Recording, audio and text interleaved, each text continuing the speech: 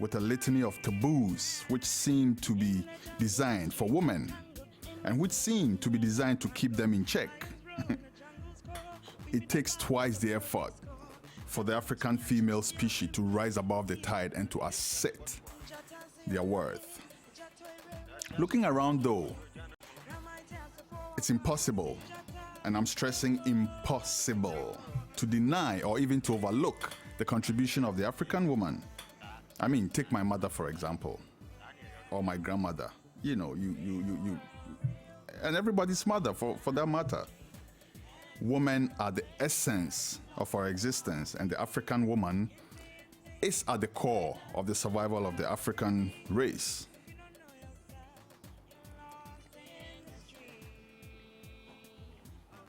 The African woman has braved everything and metamorphosed from a so-called a perceived breeding machine and a homekeeper or a kitchen hand to achieve everything that his or her male counterparts have achieved. This has been done also without neglecting the traditional roles that the males imposed on them. Today, join me to celebrate a rare but much appreciated species, the African woman. Accordingly, we have assembled an all-female, all-empress, all-lady panel for today's program.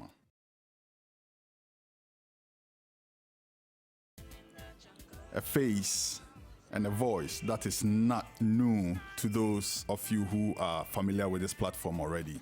Miss Adiola Fayon. She's the host of Keeping It Real, an award-winning TV program. And if you're not familiar with Keeping It Real yet, you should definitely tune in to Sahara TV and watch. Or you can go on YouTube and watch some of our episodes. Just type Keeping It Real, and then you come up with it. Also on the phone, reaching us, AC Yanka from Ghana. AC Yanka is the CEO of Giggles and Tickles. Giggles and Tickles. Again, we have AC Ahin, a broadcast journalist, also reaching us from Ghana. We also have Sadia Nuhu. Sadia Nuhu is a mental health practitioner. She's reaching us from Texas. And finally, we have Miss Sylvie Bello, an activist and the founder of the Cameroon American Council. Also a face and a voice that is not new at all on this platform, even on this show. You're welcome, ladies. Thank you. Thank you. Thank you. And once again, let me apologize for the late start of the program. Sometimes these things happen, but I'm sure you bear with me. So, yes. Without wasting much time, let's set the ball rolling straight away. So let me start with you, Adiola, since you're here in the studio. Who is your favorite African woman?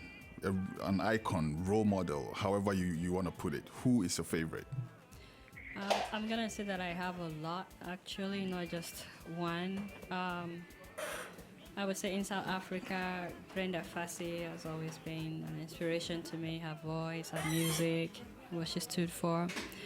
I would also say that in Nigeria, Onyeka, I don't know if you know her, she's a musician. She's a singer, yeah. And, even people that are not as old, like Chimamanda, is a great inspiration for me. It used to be that when you talk about Nigerian writers, you mention Wole Soyinka, the late Chinua Achebe, but she came up and, she's a voice to reckon with. You can't say who is she based on the works that she's done. So I'm really inspired by her. The mother of Fela Kuti. Fumilayo Kuti, definitely, she's an inspiration. So, I mean, the list goes on and on. I can keep going, not to talk about people that have been huge, that have made huge impact in my life, like my mom, my sisters, Definitely. you know, so many women that helped to bring me up. So, yeah. Definitely. Who's your Sadia? Well, there are so many as well, but I'll just limit to speak about Empress Menin. Empress Menin, the wife of His Imperial Majesty Emperor Haile Selassie of Ethiopia. Yep. Just to mention her. Yeah. Okay. Who's your Sylvie? Hello again. Yeah, like Adela said, there are just a lot of women that we draw our inspirations and we even put our hopes into. I would definitely my mom. She's just phenomenal in the sense that she had all girls, so predominantly, have one brother, but encouraged us. Not to encourage us to fail, and said it's okay to fail. Go ahead and try new things, and we'll be there to support you. And as an African immigrant advocate, there are just tons and tons of women advocates that before I got into this line of work that has paved the way. You have my colleague Karine Schlitt, who is from Congo. She's out in North Carolina. You have another colleague who's Cameroonian, Evelyn Joe. They fought to have the Office of African Affairs in Washington, D.C. Here in New York, you have Clarisse Mefoso, who is of Senegalese and Cameroonian heritage. So just my hats off to these women who came to this country and forged a way for African immigrant women voices. Patience Lehman, my gosh, how can I forget her? She's Cameroonian, and she got the highest award ever bestowed to any African from the president. She got the Presidential Medal of Freedom for her work on immigration and for her work on immigrants. So so the list just goes on and on. Wow, fantastic. AC, who's yours? Hello, AC. Hello, which of the ACs, Yanka or Ahin? AC Ahin first. Right. Well, of course, the woman who most impacts everybody's life would be our mothers, and therefore my mother is my favorite woman. She's the first woman I encountered growing up, and of course she's been very influential. Apart from her, there are many Ghanaian women who are very influential and very prominent. And so I really wouldn't want to go into them. But the people who impact me, or let me be specific, the women who most impact me are the unsung heroes, women in the rural areas who are helping develop the country, who are the driving force behind the economy. I would like to focus on them because they're the least, we get to hear least about them. But indeed, they're very powerful, I'd say. That's so well said. That's so well said. And I'll quickly just add to that. I see these women, some of who wake up at dawn and go to the markets, and they virtually control the economies in African countries. Absolutely. Yeah. Think about the average African woman who wakes up at 3 o'clock and sits at the back of the money truck and, use the very bad roads we have all the way to the interiors to get food to the cities and the urban areas, and so many different other women who are contributing immensely. While the men are still snoring. While the men are still snoring and waiting for the best part of the meal. Anyhow. Absolutely. So, AC Yanka, I don't know if we have AC Yanka on too. Are you there, AC? AC Yanka. Okay, I think we dropped AC Yanka. We lost her for the moment. Hopefully we can raise her as the discussion goes along. But yeah, let's move this discussion forward. Is the African woman oppressed or suppressed? Is she? Let me ask you that, AC. Well, oppressed and suppressed. I guess let's look at it culturally. Our culture always put women behind. Women are supposed to be behind the men. We're not made leaders naturally, and so somehow we tend to take the back seat. In the past, we still are taking the back seat, but we're much, much better now. We're coming more, we're getting more frontal, but we're not yet there. But I wouldn't say we're necessarily oppressed or suppressed. The cultural environment doesn't allow us to be very vocal and very out there, but we're getting there. We're getting there. Okay, Sadia, what would you say are some of the biggest issues facing the African woman of today? At a quick glance. Biggest issues facing African women. Yeah. Well, I haven't been there quite recently, so I won't be able to speak too much to it. But maybe education. Maybe the opportunity for a woman to be educated. Maybe one of the obstacles that, our women face, especially those in the rural areas. In the rural areas, sometimes our brothers are able to forge better ahead and have an education. In my own example, I would use my father had a sister that did not have the opportunity to be educated because that opportunity passed her by, and they let my dad go to school instead of his sister, who was older than my dad. An all too familiar story. Yes, so that's one of the ways that I can say that it's a disadvantage to our sisters. I see. And what would you say are the challenges, Sylvie? Would you have anything else to add to this? Absolutely. I mean, there are just many challenges for women all across. But what I find is that for African women in the U.S., we face language access, problems. We face engagement because when you come from societies that don't really push political engagement, let alone women political engagement, even though I've been very, very pleasantly surprised to find out that Rwanda has been putting in place many provisions and opportunities for women in elected offices, both from local, state, up to federal in Uganda. I was pleasantly surprised to find out that the U.S. ambassador from Uganda is a woman, and I believe from Congo as well. So we're seeing that more and more women are engaging in the political and also political. They're engaging, but we just need more countries and more communities to really groom our female leaders to engage more. Here in the U.S., we have language access. Being from a country that's both French and predominantly French and English in terms of official languages, we would like to see more language access. We would like to see our papers. We would like to see more women, advocate for better immigration reform. We would like to see more women have small business opportunities, take the hair braiders up and down Harlem. If with their businesses, a lot of them have been there 5-10 years. But when you compare with some of the men-owned businesses, you find that the women are struggling just in terms of opportunities and in terms of just loan access. So the United States Small Business Administration has a women office within it.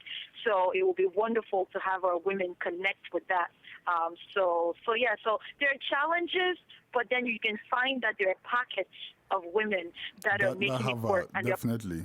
Yeah. Right. So if we can emulate those pockets, like for instance, if countries can emulate what Rwanda is doing in deliberately recruiting women, deliberately grooming women, that would also translate into the diaspora, So yeah. That actually also ties into the question I was going to ask you, Adjola. On one of your episodes, I saw you were giving a lot of compliment to the Malawian president, Joyce Banda.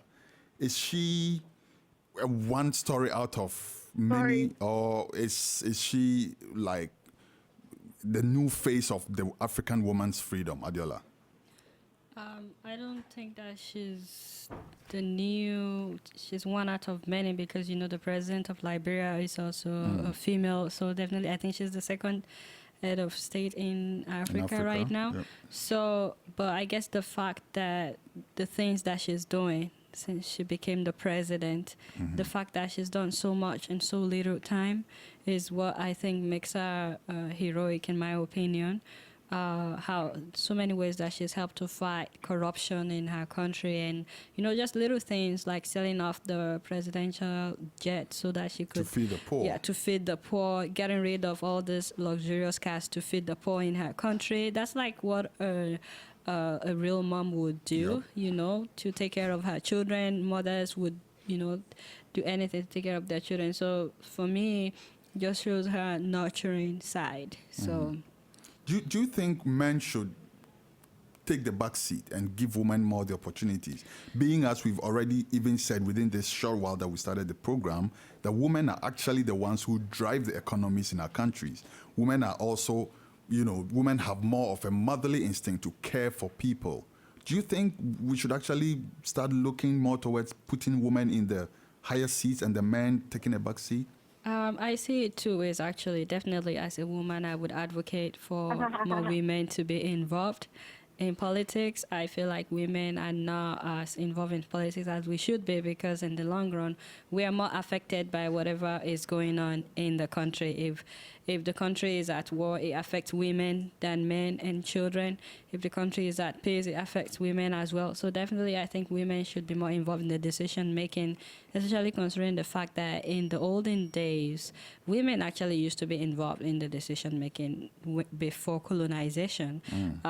Women would stand up for their community. They would protest, like they could do like naked protest or something, but women were actively involved at that time.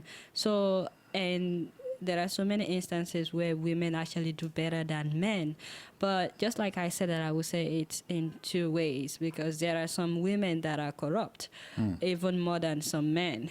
So I won't vote for a woman just because she's a woman. To me, it comes down to who can do the job and get it done well. Definitely, I'm for women representation. If you have a parliament and everybody there you have 90% men, 10% women, that is not good representation. So definitely, we should have more women. If having more women than men will help to solve the problem, definitely. If having 50% of women, it boils down to who really has the best interest of the country at heart for me. Definitely. Okay, so let me ask you though, because you just mentioned the point about voting for women, for instance. I've heard people say things like women are their own enemies. You put a woman candidate forward and they don't even vote for them. Let me put this to AC. Is it true? Are women their own enemies? Well, I don't think so. I think the guys just say that to deter, But I would like to speak to the issue of challenges facing women. Yep. I don't know about other African countries, but in Ghana, the former First Lady, Nana Akufo-Addo Rawlings, was a huge advocate for women's advancement, in development in general. And so currently, I feel we have an open playing field in Ghana. If you're a woman and you want to vie for any office, be it political or otherwise, I think the opportunity is there. What I do see, my observation is that we are afraid to go ahead and, take up the challenge. It's not as if there are blockades there specifically. We just feel we're not ready. Maybe the men, we're saved by the men, I think, but the opportunity is there. And the challenge is simply that we're not ready to take it up. So the few women who go excel, And so I personally think that women are not their own enemies per se. The few women who go succeed, but they are unable to draw other women with them because, the men always try to put them down, and that discourages other women, to want to go ahead and participate in whatever field they find themselves, And so that's really my take on it. I really don't buy that cliche about women being their own enemies. Okay. I don't buy that into that at all. All right. Thanks for dispelling that, because I hate to think that my mother is her own enemy. Anyhow, yeah. So, Sadia, Kwesi Aggrey of Ghana once said that if you educate a man, you educate an individual. If you educate a woman, you educate a nation. Are we really satisfied with how much education our women are getting? You raised the issue of education, of the girl child education, for instance. Are we doing well with this at all, or are we just are we interested in educating individuals instead of the nation? What do you mean? Sadia. Yes, it's really hard to say, Kwesi, but for what I have seen is that a lot of women are getting opportunities to be educated these days. And the statistics, I think, is showing that with the opportunities that women are getting to be educated, it seems like more women are getting more education than men these days. Oh, yeah? You know, yeah, worldwide. Even in the United States, I've seen some statistics that is showing that more women are getting educated. And I would like to say that, speaking to the effect of whether our women are being oppressed or not, I would say that traditionally our women were not oppressed. Our women were very, very respected. And if you look into the Ashanti, chieftaincy or kingdom, Yep. the system had the rule. The queen mother, even though she takes a very subtle background seat, she's the one that holds the authority of the king. True. You know, the queen mother is the one that installs and distools the king. If the king misbehaves, the queen mother will put him in place. And the queen mother is usually the king's mother or the king's sister. Or her And then auntie or her grandmother. Exactly. So we hold a lot of power. And also we say that if you want something from a man, go to his wife. Yep, I know about that. If you want something from a man, go to his wife. The man, man front, always out there looking very powerful and everything. But a woman controls everything in the house subtly. So if you want something from a man, go and talk to his wife. Because if you go and talk to the man, he's going to his wife and say, so and so asked me for so and so. What do you think I should do? So if you're able to win the wife, that's when you win the man. Another saying is that it's only the queen mother, it's only the king's wife that can slap the king. Excuse me to use that language, but I hope you understand what I'm saying. Totally.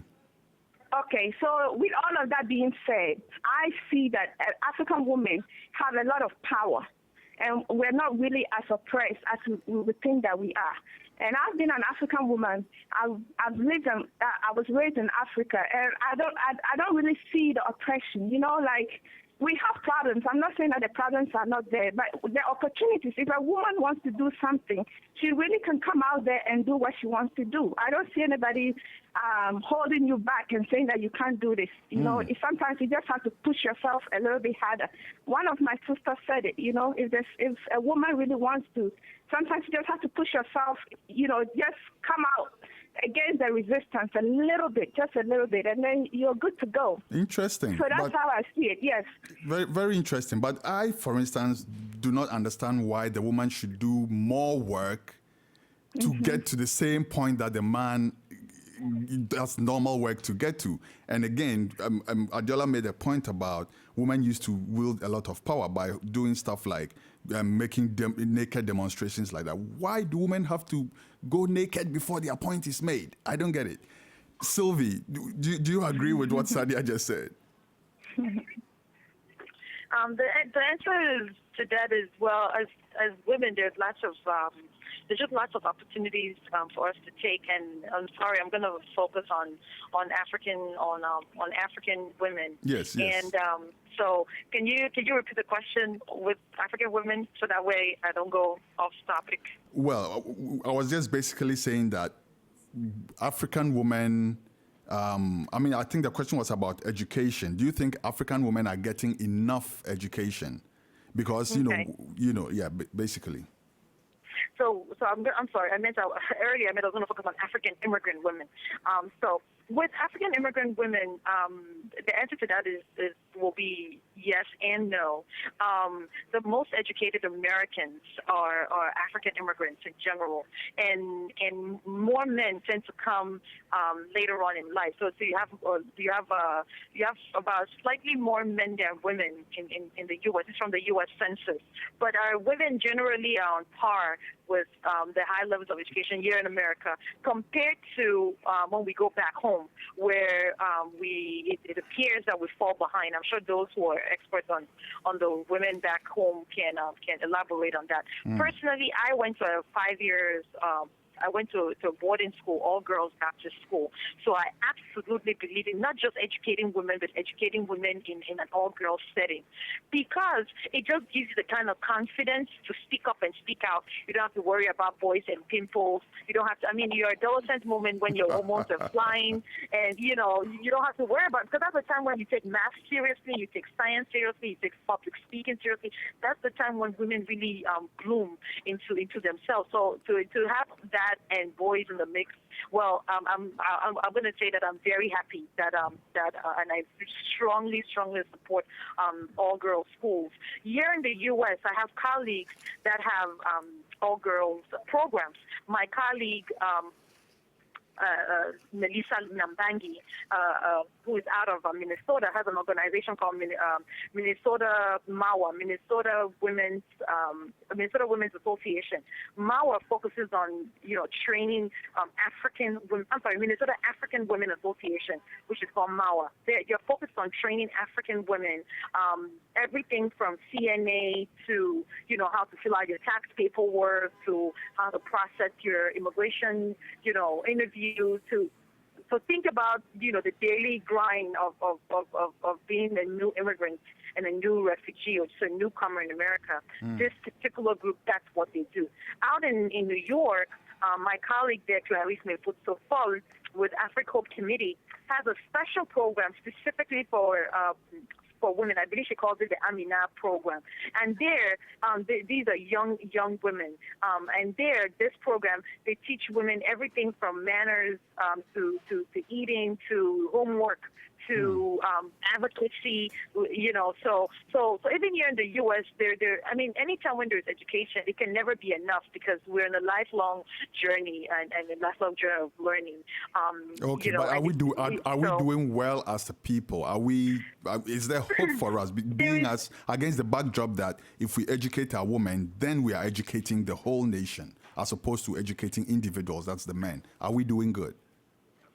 Yes, we're trying. Can we do better? Absolutely. Okay. We can absolutely do better. Okay. Yes. All right. Essie, Hello. there's also a popular saying that if you want to defeat a people, you can go through their women.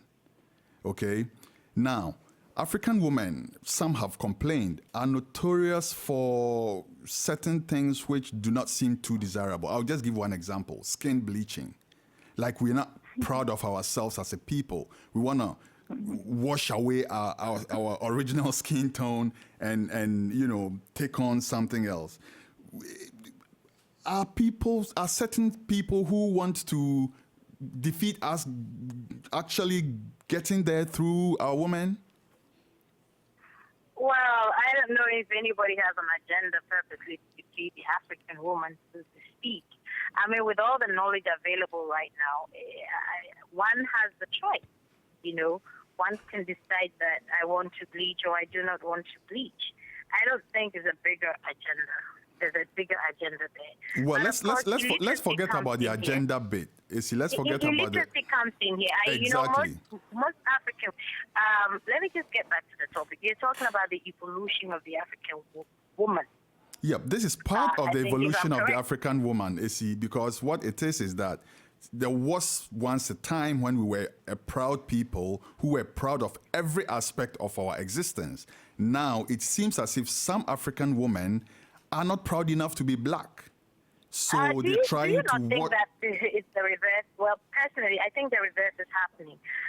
If we're looking at the evolution of the African woman, let me just start with my grandmother. I know my grandmother was not educated, but my mother was educated. My mother and all her siblings, 10 of them, 3 boys and 7 girls, were all educated. My mother is a retired teacher. And, around the time that she went to school, there were other women who were also in school, but they were restricted to certain professions, like nurses. They were either nurses or teachers. And basically they were nurses or teachers. You would find a few working as secretaries and so on and so forth, but there were not, too many avenues open for them. But indeed, there were women who went to school, got educated. There are women, my mother's about 70 right now. The women around her age, back in the day, maybe late 50s, two women who were in the medical school in Ghana, Dr. Edigency, Moko Edigency, and a couple of other women I know were in medical school at the time, and they were the only two back in the day. And this was exciting then to have two females, in school training as doctors. And then we've advanced since then. Many women have gone into different lines, different walks of life, different disciplines, and they're doing very well. But we still have a few lagging behind because a greater percentage would end up what the middle form 4 back in the day. Yep. And leave it at that because it's like, okay, no point in them furthering their education because they'll end up getting married. And so they stop there. But even those women who stopped there did use what little education they have and encourage their children to go to school. Currently, as we speak, if my figures right, 70% of Ghana is illiterate. And of the 70% of Ghanaians who are illiterate, majority are women, I understand. However, the 30% literate there are a fair amount of women in there, in the 30% who are literate, So of the 30% who are literate, there has been an increase over the years. If I look at my time, when I started school in the 70s, late 70s, there were a fair number of girls in my class. I mean, I would say that it was half and half. It was a good balance. And, in secondary school, at the university, I didn't feel there were too few of us. As you know, Russ, there were a good number of women, on the university campus at Lagos. However, when you want to talk about women and the challenges and our lack of confidence in ourselves, and we're looking at educated women who feel that they have to be a certain way, to be accepted or acknowledged or to be able to play on the how should I put it, on the international front, because there's a status quo that we're supposed to look a certain way. I think there was an incident in the U.S. where a lady was telling me that she couldn't use her kinky hair, because she works in a law firm and she was required to, have a weave to make her look more professional. Those are things that I say in the end become a choice. And at some point, some women have fought this, and there has been some advancement. Yep. And so I think today I see a lot of women sporting their own hair. Fewer women are bleaching. I think it's becoming gradually a thing of the past. However, there are women who still feel that they need to do that to be able to be attractive, and that comes with. I am not a psychologist. Maybe there are some complexes there. Okay. But I don't think it's something that is... a bigger agenda from any quarter. No, that's no big agenda. Okay, well. It's about choices right now. It's about exposure. It's about confidence. And also about education, knowing the health effects that it has on you would stop one from However, even in Ghana today, the market women who are so popularly known for doing the bleaching and the burning our hair, the stretching and the perm, they're fewer now because they're tagged. They're giving names. All right. A lot of companies let me say this though, that just by way of observation, human hair and synthetic hair, which is used by women, to braid their hair, 90%, if not more, is consumed by African women. This is a huge business. Women in India cut their hair and then sell it to African women to put on their hair. As far as skin bleaching goes, 90%, if not more, of the skin creams are used by African women. So it is in somebody's interest that... Let me quickly round this point up, though, because it's in somebody's interest that the African woman continues to use these products, because once they stop using it, someone is out of business. So, in thinking that there's no bigger agenda, I just need you to factor that in. But can I ask... Well, that's what I'm saying. That you see, the reason I'm saying is about choices is that there's a lot. I mean, that we have knowledge. You understand? There's knowledge. Yeah, of course. There's choices, and so if African women are still spending so much money, and these extensions are very expensive, you know, to get them to look good. It's a decision that they are choosing to make. Point well made. Point well made. It's a decision they are choosing to make. But I do want to emphasize that more and more women, however few, are conscious of themselves and they want to remain true to themselves, African women. And there are a lot more women wearing their natural hair today than they were in the past, maybe 4 or 5 years ago. Okay, let me come to Adiola. Affirmative action. In some countries, like in Ghana, for instance, we hear the term affirmative action.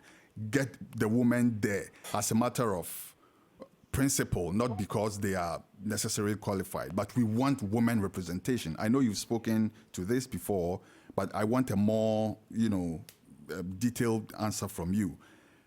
Do we necessarily have to, if the women are not coming up themselves to say, oh, I want to run for the office of the president, is affirmative action anything good at all? Must we say, yes, we must have 40% of the parliament as women? Is that anything we should be looking at? Just before I answer that question, is it okay if I say something about the skin bleaching totally. and the hair? Totally. I think it's a very interesting topic, but I just wanted to point out some things that I don't think that it's limited to African women. In fact, I don't know if Africans were the first to start using somebody else's hair. I know a lot of white people actually use wigs and weave-ons, and especially people who have cancer, a lot of them actually use this fake hair. And I know some white people that you see that their skin is getting lighter, especially celebrities, and you know that there's something else apart from the regular cream. I thought they rather tan to look darker. Some of them would rather tan, but there are some American celebrities that, their skin is lighter now than even though they've always been white skinned. Yeah, okay. The reason I'm pointing all that out is when it comes to like the way a woman dresses her hair and her skin, I think like the other lady was saying, everything boils down to decision. Now, you made a good point that if all these things are out, somebody's out of business. But the truth is, no one is forcing African women to use other people's hair or to bleach their skin. I beg to differ on that point. If I can quickly bring your attention. Before you differ, do you know there are people that sell drugs and there are people that consume drugs? Yeah. Now, if drugs is out of business, then somebody is out of business. The difference with that is that they do not advertise drugs. But there's a subtle way of advertising these things. You go to Ghana, you go to Nigeria. There are huge billboards. There are huge billboards with light-skinned women, and in all kind of poses. So the average woman who hasn't been schooled, who goes to the market and has the billboard right in front of her, thinks that, oh, this is the standard. I have to look like this. The reason I differ with that is they're actually advertising drugs, but maybe they're smart in the way they're doing it and you don't see it up front. For example, a lot of celebrities now do drugs and so many young people look up to them, so they think that this is cool. Not long ago, Miley Cyrus performed, and then after she was on, I don't know if you saw that video. No, she smoked pot, like after she was done. I'm not a Miley Cyrus fan. Weed. So and so many. I know that today a lot of Nigerian musicians, the higher they rise, the more they get into doing tattoos and smoking weed and stuff like that, because that's what they see the Western celebrities doing. They think the higher you rise, this is what you should be doing, and they are role models for thousands of young people, millions of young people. So if somebody that looks up to Miley Cyrus saw what she did the other time, that was a free advertisement for that person to also do something like that. So even though they don't put it on the billboard, they're still advertising it. They're trying to they're trying to what's the word, like they're trying to program our mind to say, oh, this is acceptable. So just like if somebody is doing drugs just because they don't want someone to be out of business, you will tell them, well, you don't have to be stupid to use it. It's the same thing with people that bleach their skin. They don't have to use it. So I don't know if in the long run, if it's about somebody's agenda. Yes, there may be somebody's agenda, but they're not forcing us. Now, to answer your question about equal representation, I don't think that, I want to say that I think it's good for there to be some kind of law that, women have to make up to at least 40%. I think it's good. And the reason I think it's good is for a long time, women have been, I won't say oppressed, but women have been told, women have been silenced and sidelined and been told, oh, you're supposed to be behind the man and help the man, which is true. You're supposed to help your man. But that doesn't mean you don't have a voice. Women should have a voice. And if we don't make provision for them just because, we are expecting them to come up, if someone has been put down for a long time, they probably may not have the confidence to just decide, I want to run, I want to be a politician. But when women know that there is room for us, then they can go for it. Then they are more encouraged to go for it. So definitely I support equal representation. At the same time, we need to make sure that we are choosing women that are qualified women that will actually do the job, not just to be in position. Okay, that's well said. I'm going to touch on a subject which is a bit controversial. I'll ask you to please keep your answers short so that we can cover, the rest of the questions. But this question, I want all of your viewpoints. So let me start with you, Sylvie. Polygamy. What's your view on polygamy? Sylvie? Hello, is Sylvie still there? Yes, sorry. My phone was on mute. Okay, all right. I'm asking your view on polygamy, which My view. which people think is an African thing. What's your view on polygamy? People think it's an African thing. Wow. Okay. Well, personally, I'm not yet married. I'm single, and I personally don't believe in it. But for folks who believe in polygamy as part of their religion, I'm sure they would. It would be nice to find out, exactly how that functions with their faith. But in terms of socially, here in New York City, there've actually been there was a case of an apartment that burned, and folks could not really determine how many people were in there because there were two families that were living in there. A man and one wife and another woman with whom he has children with, and this other woman is traditionally his wife as well, though in America not fully his wife. So this brings about, especially in the diaspora, many challenges. Both my grandparents had 2-3 wives. My paternal grandfather did not sign up to get a second wife, but when his older brother died, he took on that family and went ahead and actually have, I believe, 2 or 3 other children with my with his brother. So a lot of folks come to that decision from many angles. My other grandfather, he was not Muslim, but he took on a couple of wives as well. So there are tons of social, religious implications and ramifications. Personally, I've been, my faith informs me one husband, one wife, and also my progressive liberal views informs me that children or family units are a little bit more stronger when it's a man, a wife, and his children, and then the external family. So, I see. So I don't know. I hope I've answered your question. You have. So there are many ways in which we'll come at it. So we should look at it, try to be in other people's shoes. So when I think about my grandfather who literally married his brother's wife, so that that family, because my grand uncle would have been left at that time young children, so someone had to take care of them. So my grandfather stepped up. Totally. So it depends on how we look at it. Okay, AC. Right. So, Russ, in what way do you want to look at polygamy? I want you to give me your views on polygamy. It's open. Yes, as to how it impacts on women or what? However you want to approach it. Well, I think that in Africa, well, let me be country specific. In Ghana, the practice of polygamy was cultural, and there were reasons for that. You know,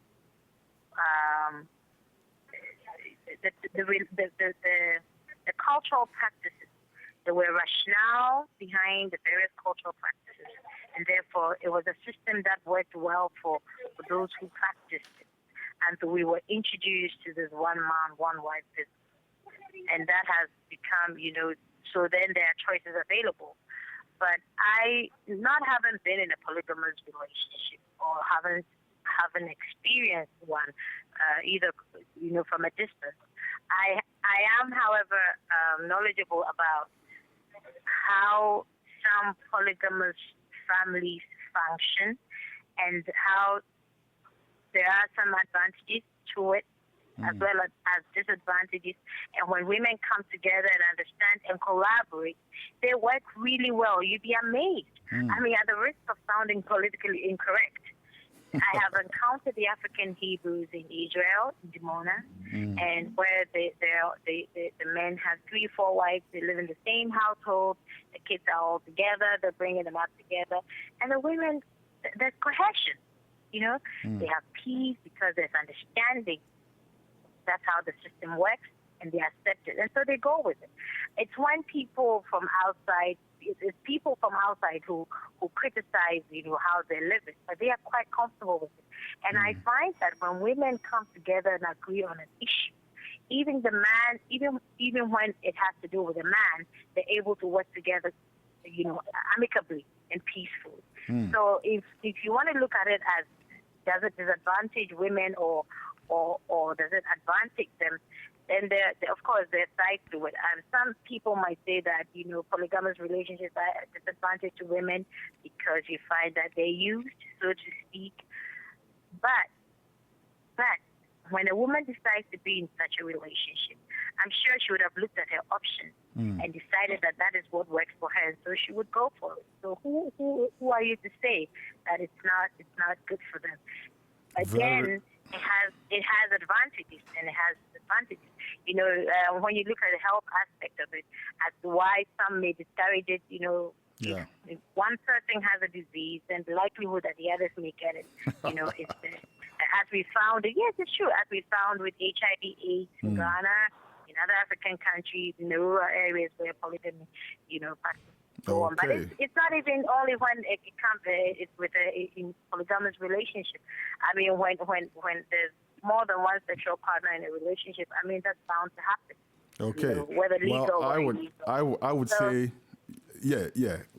Well, I was just going to say that, you know, there are promiscuous men who have issues besides their wives anyway. So, you know, isn't it better to have their wives in the know so that at least they know? Because if one person is sick, I'm sure at least the other wives would know and stuff like that. Right. But yeah, right. Adiola. But I tell you what, if we're to look at the strength of women and how well we work together, having women in polygamous marriages would be a good example to look at. You know, it's there that we're jealous and so on and so forth, but they're able to rise above their jealousies and look after each other's children, you know, and take care of each other and do each other's hair and all of that. So, I mean, really, at the risk of sounding politically incorrect, I think there were many advantages. Today, women are in one man, one wife relationship, and you know you don't know what to do with your children. And we have men going to brothels and stuff like that, and all of that. So, I mean, really, everything has advantages and disadvantages, and it's up to one to decide which best works for them. And for me, that's fine. Well stated, you know? Adiola. Polygamy, honestly, that's a big issue. And everyone that has spoken, they've all spoken well. And I just wanted to point out that the way we see it now in our age, in our generation, is definitely different from the way that our mothers Saw it. yeah, the way they saw it, and our grandmothers and stuff like that. So definitely with education, exposure, civilization, a lot of people have changed their views about polygamy.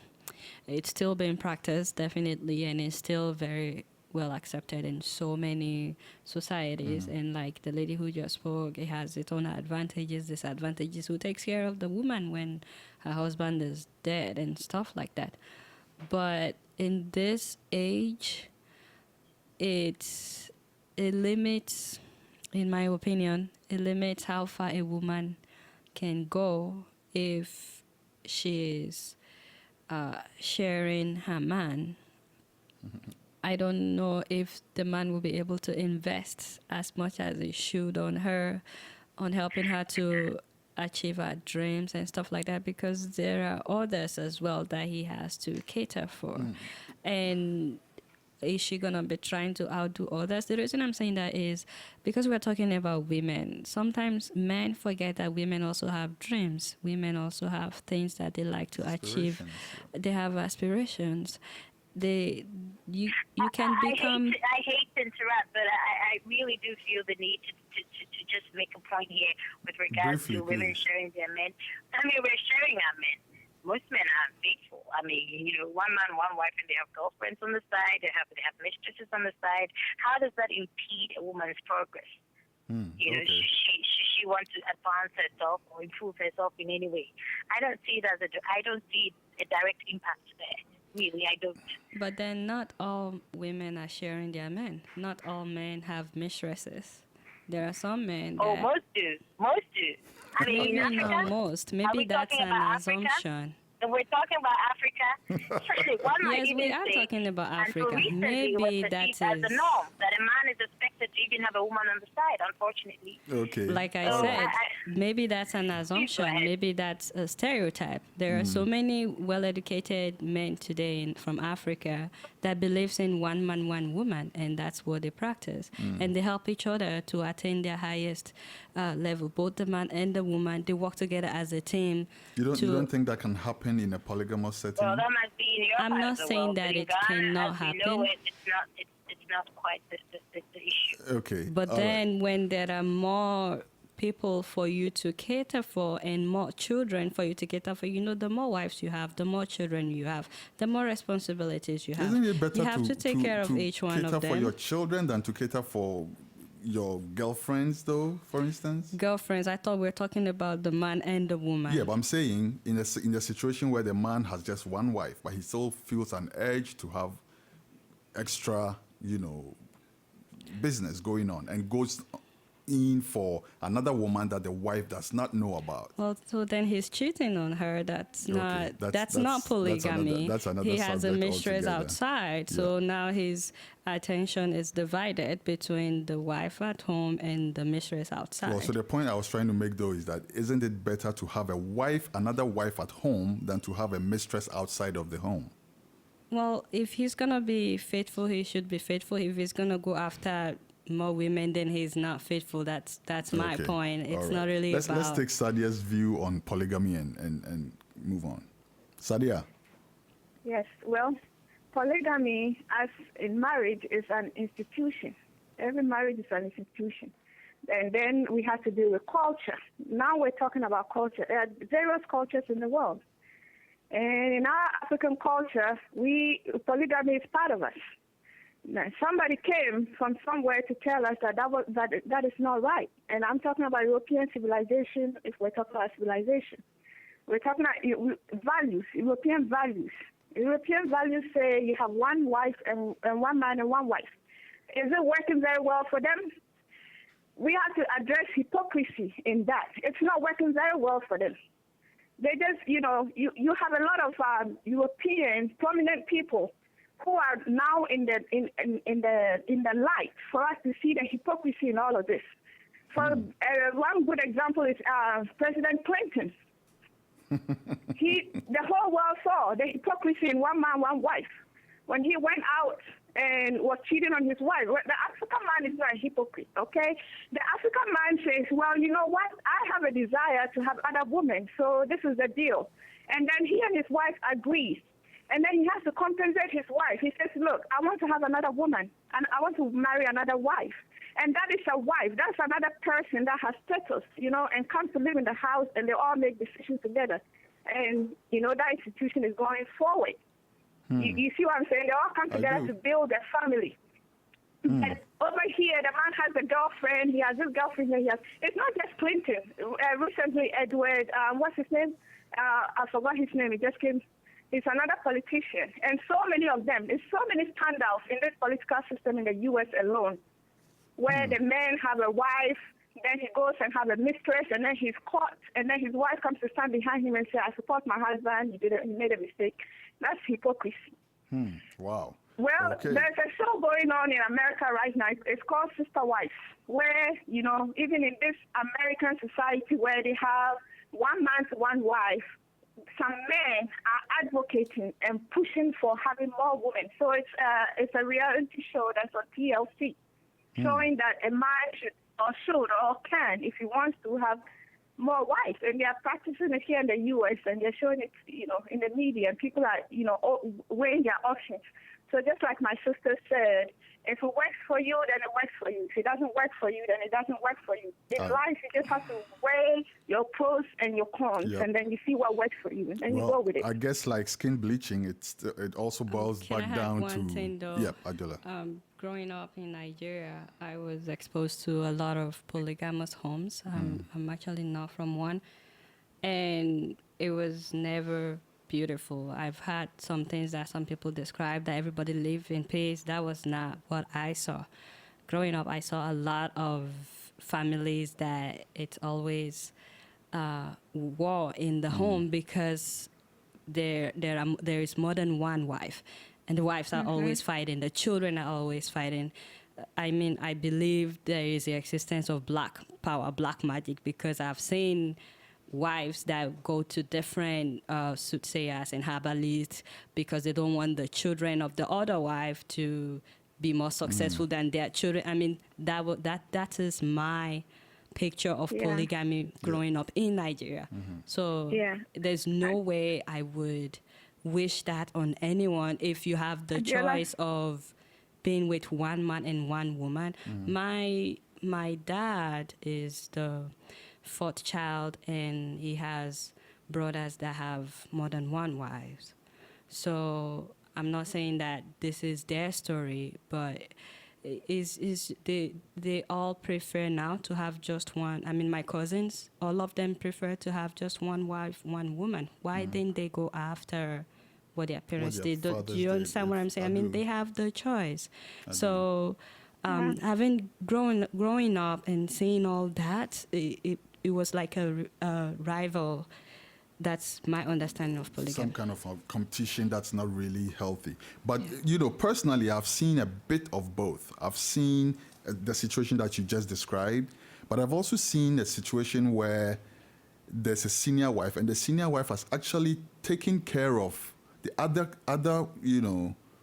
wives' children and stuff like that. But so what's the guarantee that you will always have a good woman among them? There's no guarantee, if I must interrupt here. There's no guarantee in any situation, even if in a single, like a man and a wife, one man, one wife, there are no guarantees. That's where a man goes to have a family somewhere, and he's cheating on his wife, and he has so many other issues outside the wife, and the wife doesn't know. That's true. And he can also bring diseases to the wife in the same way. So there are no guarantees.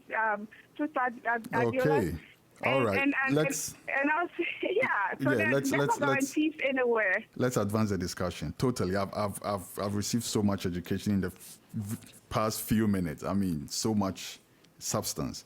But let's push this forward. Let's go back a few years, or maybe many years back. The liberation struggle for the liberation of Africa. What role did the women play? AC, let me start with you. What can we... Your only guest is Sadia. The other guest had to leave. Oh, I'm sorry. We seem to have dropped some of the other guests, but so let me come to you then, Adela. during the liberation for Africa, you know, from slavery, from colonialism and all of that, we know that some women actually picked up arms and went to war. What are some of the other things that you can say that, you know, the women contributed to freeing up Africa? I think that the art of educating their children also about letting them know where they are from. And, you know, when you know where you're from, you know more about yourself. Yep. Because the women are the one that nurture the children. The oral education, a lot of songs that they preserved to teach these children, teaching them how to be real men. And, you know, I feel like the way they raised their children definitely has a huge impact as well. Totally. That's very true. And that ties in with the point we made about educating a woman and educating a whole nation, because the woman's knowledge is like the roots of a tree. They used fables, they used songs, proverbs. I mean, so many things to empower them. Yep, totally. What can you add to that, Sadia? Well, you know, Adiola said it very beautifully, because when the men were out there on the forefront, the women were in the home, you know, building the home and making sure that everything was okay. But then there were some women also that were out there with the men in the forefront. Unfortunately, we haven't heard too much about those women. So this question brings a very good point, where we have to start writing history about those women who were involved. But one that comes to mind is Winnie Mandela, you know, because hers was publicized for the whole world to hear about. So now we know about her, you know, Winnie Mandela. I know about Maria Makiba, who also came out through her music. So those are just a few examples that come to mind right now. If I had time to have researched it, maybe I would have, you know, thought about more names. But yeah, there were definitely women out there too. Definitely. And we need to know about them, yes. Definitely. So let's fast forward, you know, some years down the line. What are the women of this day and age contributing to, you know, pushing the continent forward? Because now, at least on the surface, we are not under slavery anymore. We are not under colonialism anymore. What is the role of the African woman of this time? How has the African woman evolved? What has she evolved into at this point? Adiola? Well, I think that women keep redefining their role in this age. Now it's been proven over and over that there is nothing that a man can do that a woman cannot do. Is that a fact? It is. I'm just pulling your leg. I'm just joking. In fact, women carry pregnancies, they deliver babies, and men cannot. Okay. Except one guy that we saw in the news that. So women actually do more than men. But today you would find women in all professions, all careers, and that's in addition to nurturing children. We call them super moms. They can take care of the home, take care of the house, take care of the children, and they still go to work like men do. So the women, they've proven over and over that, you know, we need women for a society to be complete. Most definitely, that's can undeniable. Function without men. I do not society agree. will not. Well, even on a literal level, if you go to a man's house, it's still just a house. But if he has a woman at home, it becomes a home. She, you know, the woman's touch, everything. She knows how to arrange stuff better. You see, men make like horrible decisions sometimes, even in simple things like painting the house. Some men would they would choose like grain. I thought it was the men who did the sewing and the hammering and all of that. A woman can say, why don't we paint the house like cream, or, you know, colors that are warm and stuff like that. You need us. You need women for a society. Maybe to it's about time we change that saying that goes like, behind every successful man there's a woman, and make it sound behind every successful woman you don't have to change it, there is a man. Because a man will not be successful if the woman is not behind him. Well, yeah, but that's what A I'm man will saying. not be Why does the one have to successful if the woman is behind not the man? behind The him. woman could be in front of the man. The person behind is the one doing the actual job. Oh, You okay. see the man coming to take all the So the man is glory. only a facade. So if the woman comes before him, then she gets all the glory, and it's like, what happened to you, dude? You need a woman in your life. Wow. So Okay, all right, I so get that. you men I hear need that. to- Sadia. Okay, well, as Kwesi, as for me, I'm for man and woman togetherness, man and woman. One is not more important than the other. These days, we see a lot of women, there, a lot of single mothers out here. We need a man to be in the household as well. And behind every, like you said, behind every woman, behind every man is a woman. In the same vein, behind every successful woman is a man too. It goes both ways. So, these days, the African woman evolution for me is to know that no matter how educated you are, don't look down on don't look down on the man, don't look down on the brother. We're thinking that we're too independent. We're thinking that, we know too much and we're well educated, we can do this on our own. You can't do anything on your own.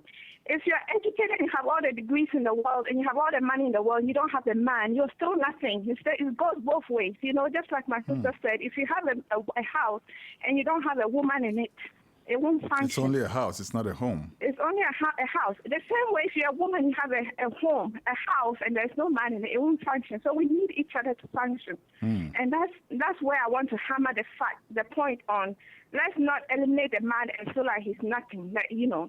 Let's make our men feel good. Let's respect our men and stand behind them like we've always done.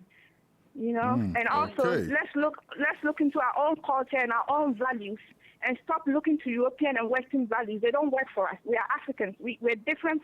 Our DNA and our makeup is different from their DNA and their makeup. Their way of thinking is different from ours. We went to the question of bleaching and trimming our hair. God made us a certain way. And it's truly because of not loving ourselves enough. That's why we want to bleach our skins and wear artificial hair that costs $1,000. For what? For God's sake, Stop buying artificial hair that costs $1,000 and bleaching your skin and just be the person that God has made you. All right. Okay. We are very quickly. very I briefly. agree with everything she said. But okay, first of all, I want to say, just like she said, that we should appreciate our men. Everything that I was saying, I was It's also on the really, light side. it's also on the right side. We yeah. need our men.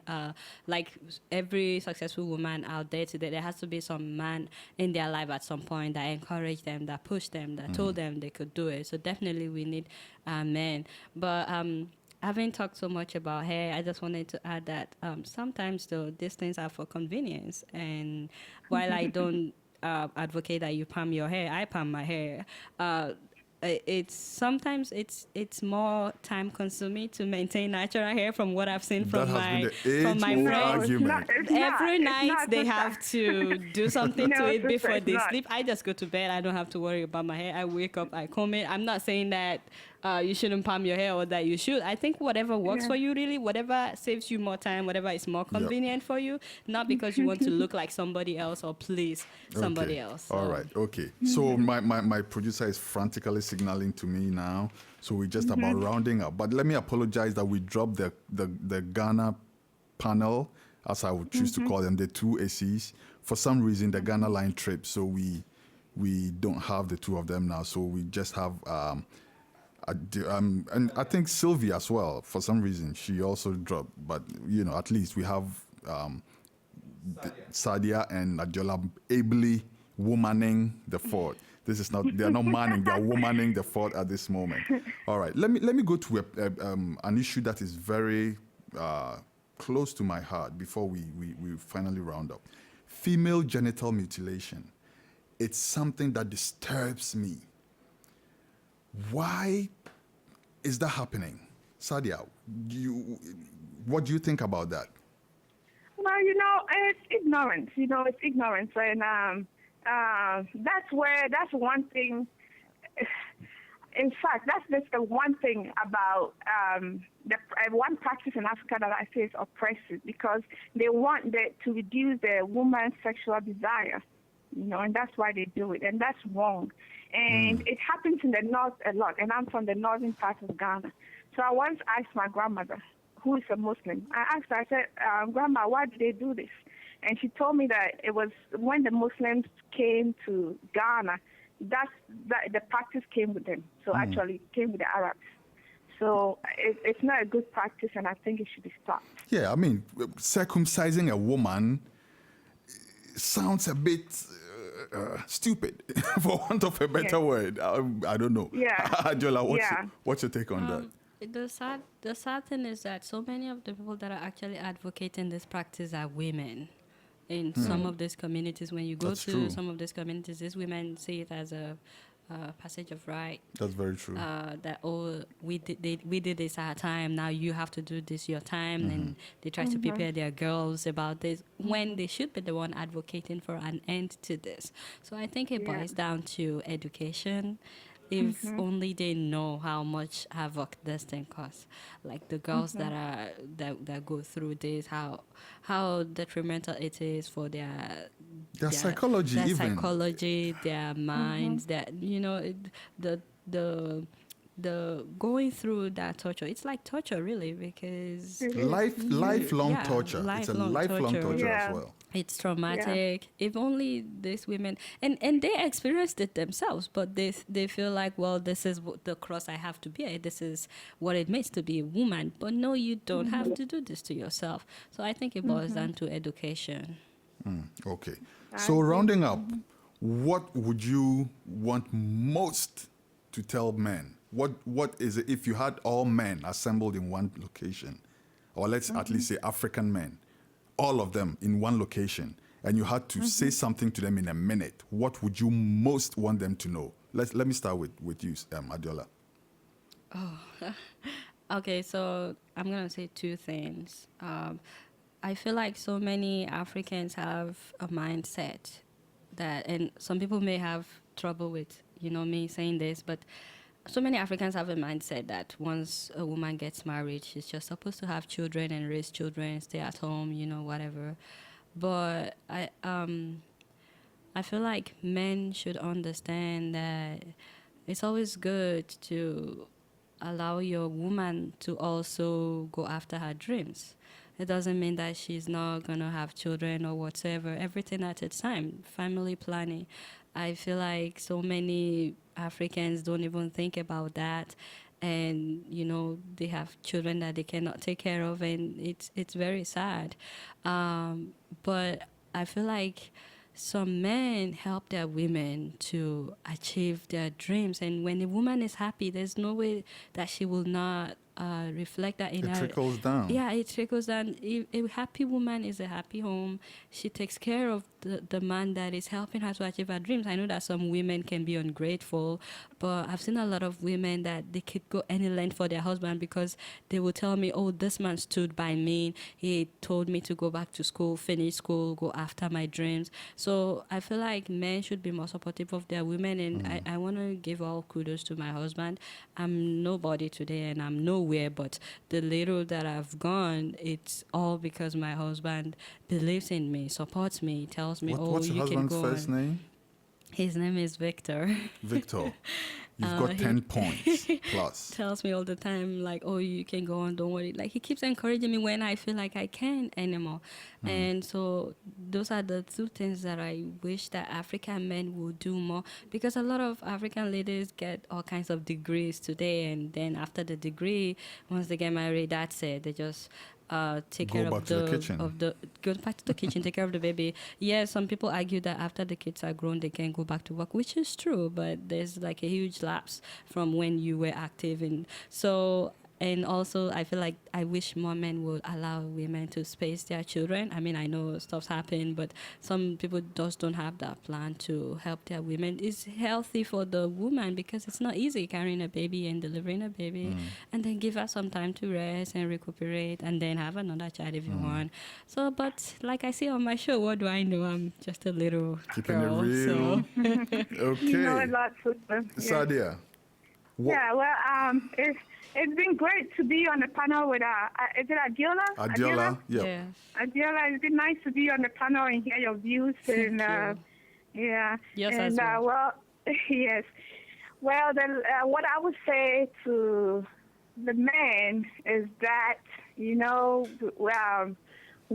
are brothers and sisters, and we are a family, and we're going towards the same journey in life, and we're not enemies, and we're not fighting, and don't look at sisters like, like, don't look at sisters like, like a war. There's no war between us. Let's just lay down our weapons when it comes to African men, African women, and let's work together and support each other, and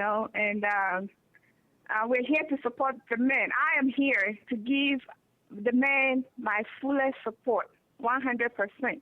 And to as seek long their as we support can as work well. together. Yes, as long as we can work together and respect each other and respect each other's views, each other's opinion and everything, that's all I'm out here for. Sometimes men look at us like we are the enemies, and you can't talk to an African woman and she's this and that, and so they want to go out somewhere else and find a woman or go find, go somewhere else because they just think like they can't deal with the sisters. But it shouldn't be the case. It shouldn't All be right. the case. Just men that we should talk to. There are some women also that we should talk to. Yep. If I can just say anything, I feel like more women need to own up to being able to.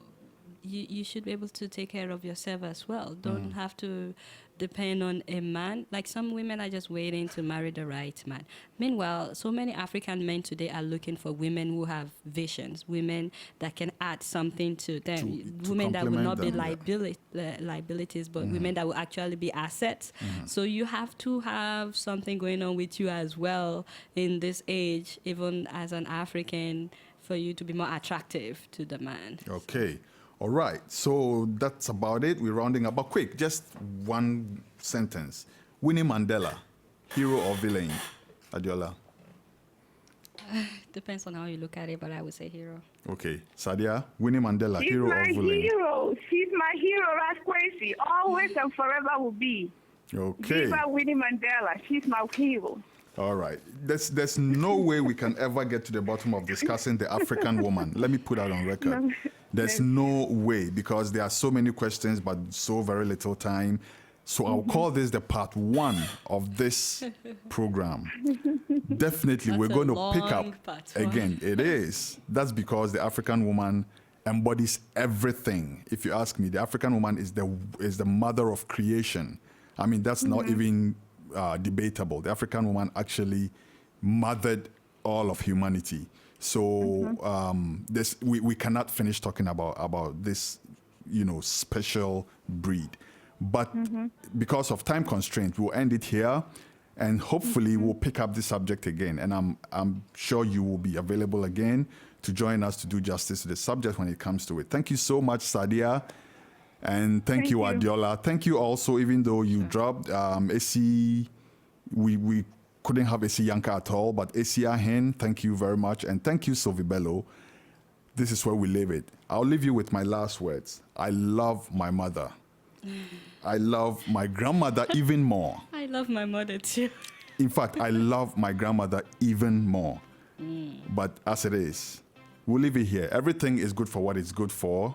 As I always say, we'll see you next week. This is Jahbeloved signing out. One love. One love.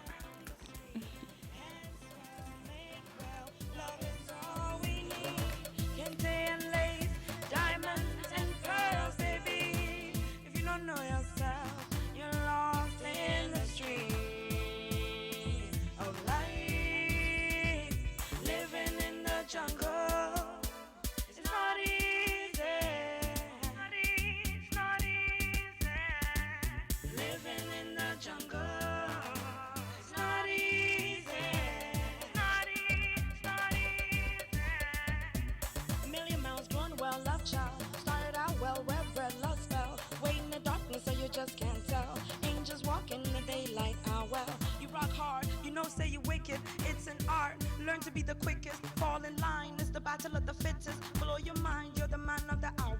Bullet through your chest, causing brain showers. Cute